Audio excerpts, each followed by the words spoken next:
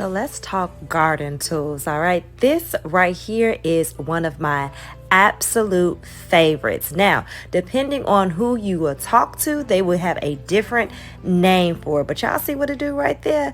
That helps me aerate and cultivate my soil. So, of course, I do get my chicky ladies to help because I believe everything on the farm must serve purpose and gotta work. But when I'm giving my chicky ladies a break, I use this. Now, if you talk to my mother and my father, they call it a manual tittler, all right? Because they say that's how you tittle the soil. But if you go places like Walmart, it will say that it's a rotating cultivator. Either way, y'all see how it gets that soil up because those little spikes go into the soil and got it good. So let me show you where it is in Walmart. They're calling it a rotary cultivator. Here it is, right here.